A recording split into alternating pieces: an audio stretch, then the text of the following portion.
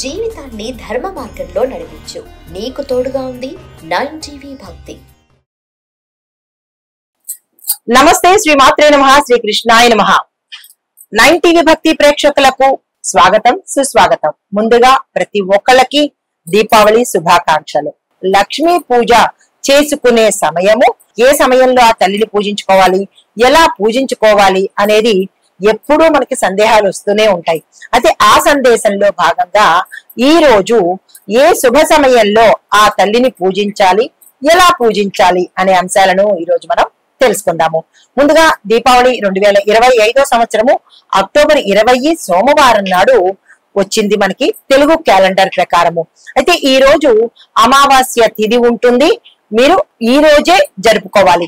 తెల్లవారేటప్పటికి అంటే 21వ తారీఖు మనకి అమావాస్య తిథి ఉండదు, మధ్యాహ్నం నుంచే వెళ్ళిపోతుంది. కాబట్టి ఈ రోజే మనము అమావాస్య తిథి ప్రకారము అమ్మవారి పూజ చేసుకుంటాము.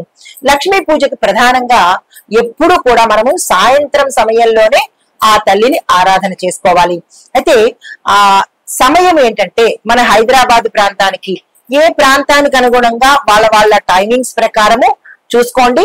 సంధ్యా సమయము, ప్రదోష సమయము మీ ప్రాంతాలని బట్టి 6 నుంచి 7 గంటలు ఈ సమయాన్ని మనము ప్రదోష సమయము అంటారు.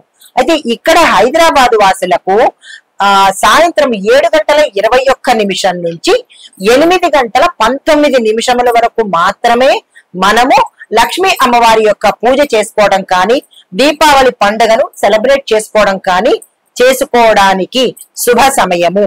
అయితే మరొక మూల ప్రకారము అంటే ఇంకొక ప్రాంతం ప్రకారము 7:08 నుంచి అంటే సాయంత్రము 7:08 నుంచి రాత్రి 8:18 వరకు ఈ మధ్యన అని చెప్పబడింది.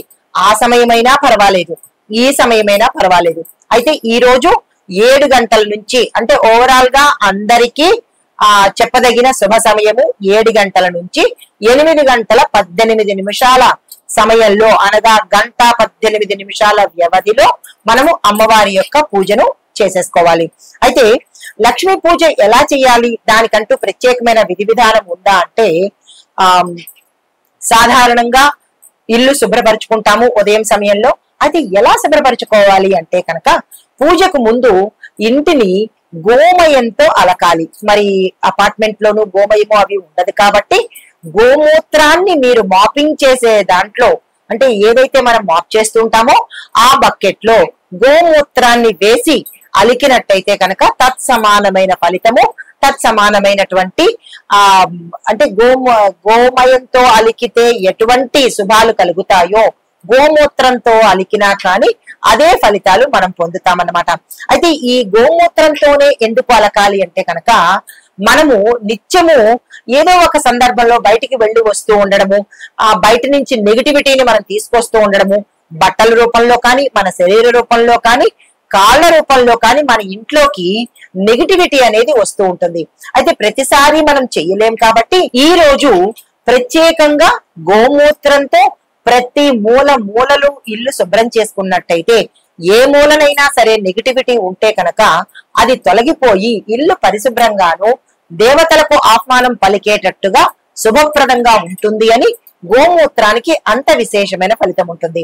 అయితే పూజా స్థలాన్ని శుభ్రం చేసిన తర్వాత మహాలక్ష్మి అమ్మవారి యొక్క ప్రతిమను కానీ, పటాన్ని కానీ ఈశాన్య మూలలో పెట్టుకొని అలంకరణ చేసుకొని ముగ్గులతోనూ, రంగవల్లులతోనూ, పువ్వులతోనూ అలంకరణ చేసుకొని ఆ తల్లికి ఇష్టమైనటువంటి తెల్లని కలువలతోనూ, తెల్లని సుగంధ పరిమళాలు కలిగినటువంటి పువ్వులతోనూ పూజ చేసుకొని, ఎవరైతే పూజ చేసుకుంటున్నారో వాళ్ళు తెల్లని వస్త్రాలు, శుభ్రమైన వస్త్రాలు ధరించి కుటుంబ సమేతంగా పూజ చేసుకోవాలి.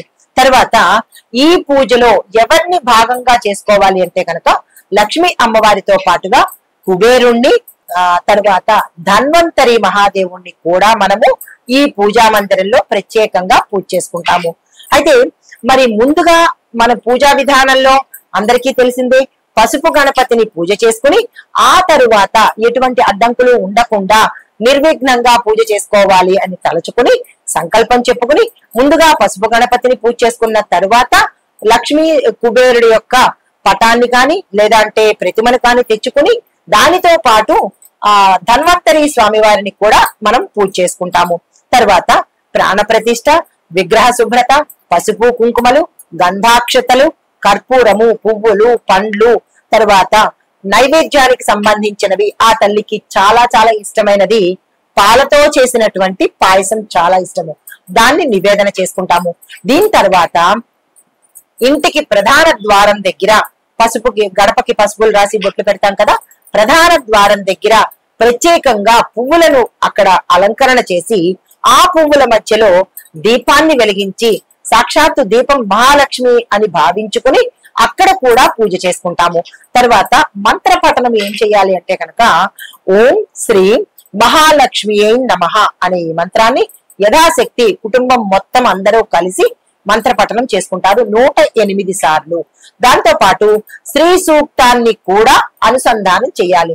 మంత్ర పఠనం అయిపోయిన తర్వాత శ్రీ సూక్త పారాయణ కనుక చేసినట్టయితే విశేషమైన ఫలితాలు వస్తాయి. దీంతో పాటు ఇప్పుడు మహాలక్ష్మి అమ్మవారి పూజ అయిపోయింది. తర్వాత కుబేరుడి యొక్క పూజ. కుబేరుణ్ణి మళ్ళా ప్రత్యేకంగా గంధ పుష్పాలతో అలంకరించి పుష్పాలతో పూజ చేసుకుని జపించిన తర్వాత ఆ స్వామి వారికి ఏమని సంకల్పం చెప్పుకోవాలంటే కనుక శ్రేయస్సు, ఐశ్వర్యము, సంపద ఈ 3 ఇవ్వమని సంకల్పం చెప్పుకుని కుబేరుడికి పూజ చేస్తారు. దాని తర్వాత ఇద్దరికి కలిపి ఆరతి, దాంతో పాటు ప్రసాద నివేదన చేస్తాము.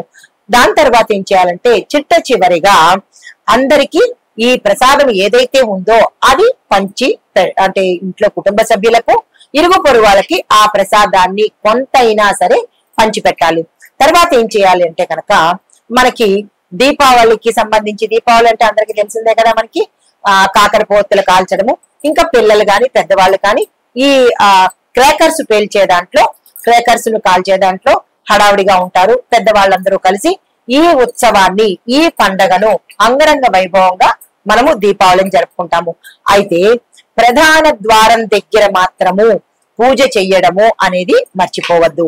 తర్వాత ఇక్కడ మనం ముఖ్యంగా తెలుసుకోవాల్సిన అంశాలు ఏమున్నాయంటే, ఏ పూజ చేసినా మానసిక శారీరక శుద్ధి అనేది ఇంపార్టెంట్. మనసు శుభ్రంగా ఉండాలి, శరీరం శుభ్రంగా ఉండాలి. దాని తర్వాత భక్తి, శ్రద్ధ ఈ 4 ఉంటేనే మనం ఏ పూజ చేసినా దానికి తగిన ఫలితం వస్తుంది. ఎవరి కోసమో పూజ చేయడం కాదు, మన కోసం, మన క్షేమం కోసం ఇక్కడ పూజ చేసుకోవాలి. తర్వాత ఏంటంటే పూజ సమయంలో మనం ఎటువంటి అవాచకమైన మాటలు, అంటే పలకరాని మాటలు పలకడం కానీ, అనవసరమైన ఆలోచనలు చేయడం కానీ చేసినట్టయితే మనం చేసిన పూజ అంతా నిష్ఫలమైపోతుంది. కాబట్టి ఈ అంశాన్ని చాలా జాగ్రత్తగా పరిగణలోకి తీసుకుని ఆ తల్లి యొక్క ఆశీర్వాదము ప్రతి ఒక్కరికి కలగాలి అని కోరుకుంటూ దీపావళి శుభాకాంక్షలతో ప్రతి ఇల్లు క్షేమంగా ఉండాలి, మీ కోరికలు తీరాలి అని మనస్ఫూర్తిగా మహాలక్ష్మిని కోరుకుంటున్నాను. నమస్తే.